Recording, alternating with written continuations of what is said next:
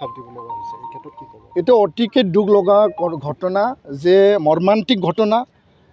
CITৰ এগৰাকী ছাত্ৰ, সেই ছাত্ৰই যোৱাকালি গৌৰাং নৈত গা ধুবলৈ গৈ পেলাই সলিল সমাধি ঘটা বুলি আমি গম পাইছোঁ। ইয়াৰ আগতে ছেইণ্ট এনছ কলেজত আন এগৰাকী ছাত্ৰ তেওঁ সলিল সমাধি ঘটিছে।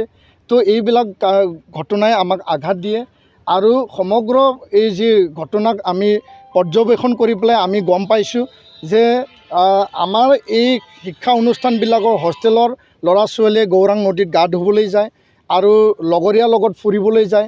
ইয়াৰ পিছত নিচাযুক্ত সামগ্ৰী বা কিবা নহয় কিবা এটা তেওঁলোকে সেৱন কৰি পেলাই এটা মানে অচেতন মানে অৱস্থাত গা ধুবলৈ যায় আৰু ইয়াৰ কাৰণে সলিল সমাধি ঘটা বুলি আমাৰ বিভিন্ন মহলৰ পৰা আমাৰ তাত তথ্য আহিছে। তো ইয়াৰ কাৰণে অনাগত দিনত যি মানে খিনি অনুষ্ঠান শৈক্ষিক অনুষ্ঠান শিক্ষা অনুষ্ঠান বা হোষ্টেল আছে তেওঁলোকে কঠোৰ হোৱা উচিত, শিক্ষা অনুষ্ঠানখনে কঠোৰ হোৱা উচিত আৰু কোনো ছাত্ৰ ছাত্ৰী যাতে গৌৰাঙত গা ধুবলৈ নাযায় তাৰ কাৰণেও আমি ৰাইজক সচেতন কৰিম, গাৰ্জেনক সচেতন কৰিম আৰু নিখিল বড়ো ছাত্ৰ সন্থাৰ তৰফৰ পৰা গৌৰাং নদীত গা ধুবলৈ যাই পেলাই মানে নিচা সেৱন কৰা আৰু মানে নিচা লৈ পেলাই গা ধুবলৈ গৈ সলিল সমাধি ঘটা এই ক্ষেত্ৰত আমি কঠোৰ হাতেৰে আমি দমন কৰিবলৈ আমি বাধ্য হ'ম বুলি আমি ঘোষণা কৰিছোঁ।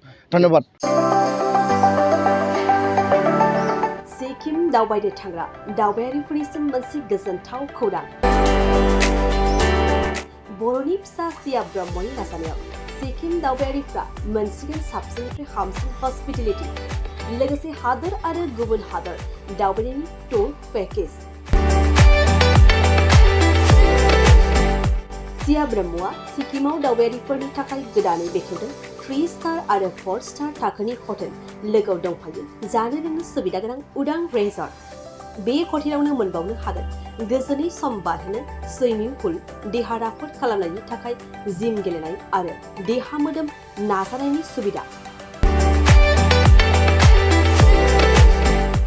सिक्किमनि बाथ्राल' नङा, साइमन कपारेटिव्सआ हादर आरो गुबुन हादराव दावबायनायनि मोनसे टुर पेकेजनि सुबिदाबो होयो।